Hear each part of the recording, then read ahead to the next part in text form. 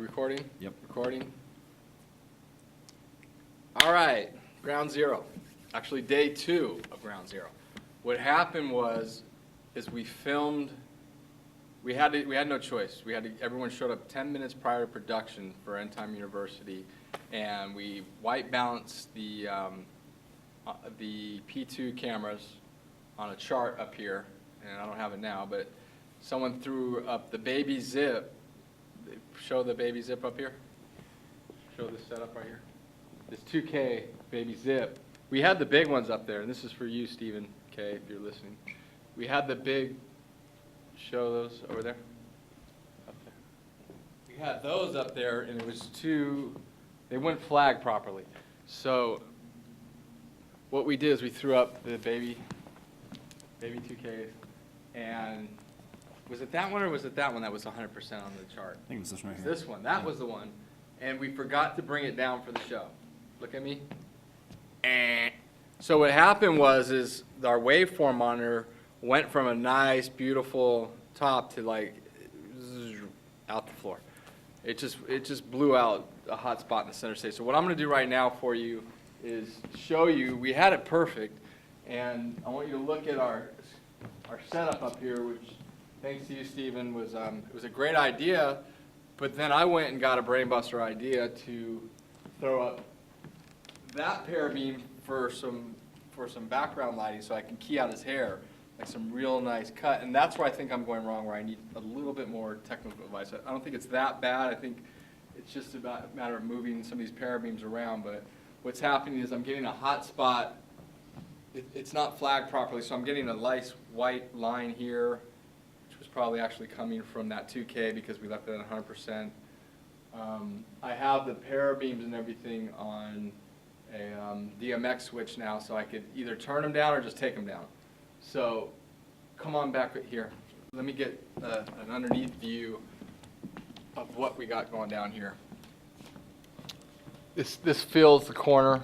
This parabeam is probably the one with the hot spot, so we could probably turn that down. This one fills this corner, and it's kind of like you envisioned. That parabeam up there, that's the parabeam, is fine. I think this extra one could come down. So that's all I'm asking you is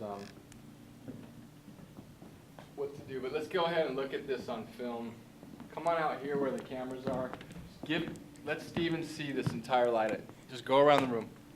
I want Stephen to look at how we set all these up. Look how we flag things. I'm going to go turn off the lights so you can see what the set looks like.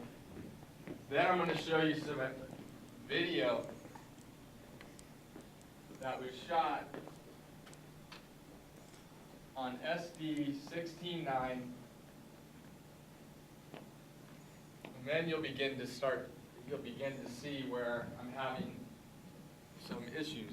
And I think they're just minor adjustments. Too hot, all uneven. I used to love the Kino bulbs, by the way. I mean, the Kino bulbs just gave me a beautiful lit texture. And of course, we were missing 2 of them, and we couldn't get them in. I ordered them overnight, FedEx from a local place, so I could just use all Kinos on that wall. And sure enough, didn't come. They missed delivery on it. So I ended up replacing all the bulbs with GEs. I think the GEs are a little too hot. I think they're a cheap light. That's just my opinion. Just love the consistent green. It's just going to be easier, make my life easier in post to key this out. So I believe on the 19th we have Kinos coming in directly from Kino. So I don't know what to do at that point. I'll call you. I'll let you know. But if you can see our setup now, come around here on the front with me and Joey. Come on over here and watch me on the podium.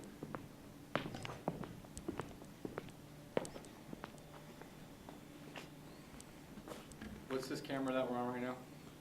Do what? What camera are we using right now? This is a GL2. GL2. It works.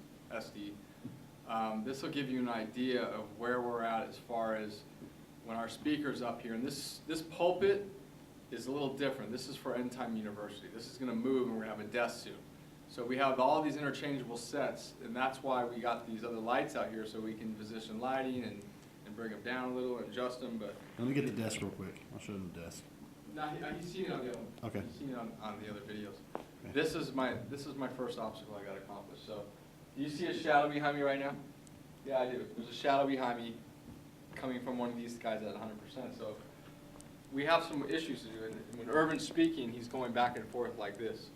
So he's speaking, and of course he doesn't come out here, but then we have End Time Youth that's going to come out here soon. This is all going to go away. So now I got a kid who's going to be running around on this stage, doing his thing, and I can't have these shadows. So I believe some of these foreground lights are going to have to come down. And that is my preview. Any suggestions? I think the biggest thing, prior to even doing this, I wanted you to see this.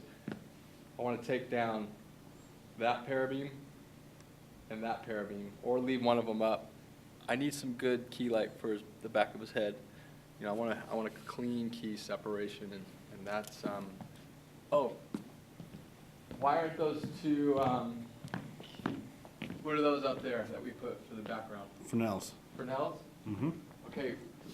The lighting director that we got, Mike Cerrone he worked for Daystar, and he's a great lighting director. I don't think he's done a lot of green screens. He suggested that we put up those Fresnels. Now, what size are those? I think 1,000? I think they are. They're 2,000 Fresnels. Can you kick those on real quick? I don't know if they're plugged up. Here, I'll hold this. Okay. I'll see. Let's show you where we're at right here. There they are. They're squinted with the barn doors in such a way just to give a hairline focus. Here, let me turn on the light. No, I can. Oh, that's gonna be fun. Right up in all that. Where are these things? Here you go. See, we got one there and one there, so it hits the backlight right here.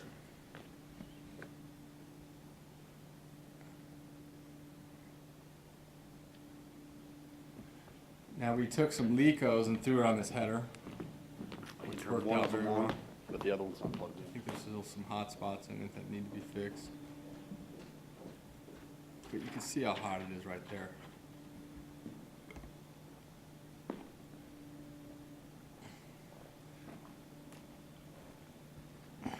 Look at the reflection on the floor.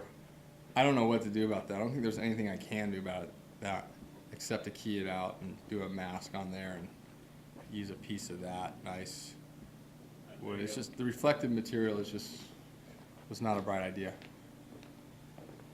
I mean, look how green this is. So if you have any suggestions to get out this reflection, I don't even think dull spray will work. Panavision is down the street from us, so we can get some dull spray. You can see over here it's out, but that's only because the green screen is not hitting this angle. And that's the effect I really wanted to hit, was this beautiful, wood cherry look. But here, hold this. And let's see what that light looks like. Let me turn off the light.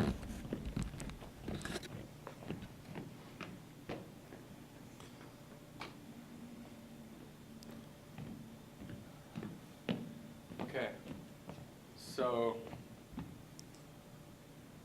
you see a light around my head now? You see a reflection on my face.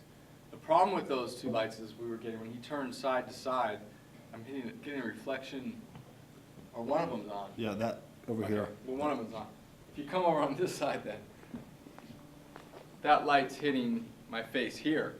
So that's really not a good key trap light. So any suggestions for overhead? Let's look up again. I think you're getting, maybe I'm just carrying on right now. So let's cut right now.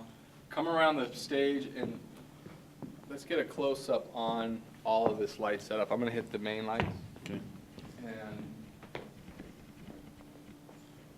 that way Stephen could see how we flag these areas.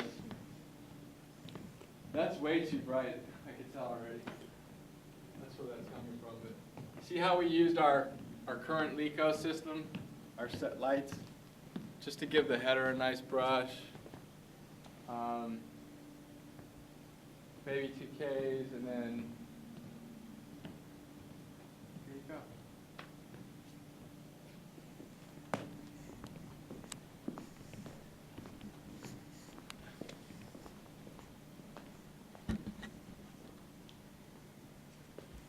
If you see some of the PARs that are lit, the PARs are for our audience. That's only when it comes to End Time University. So those aren't really affecting the camera.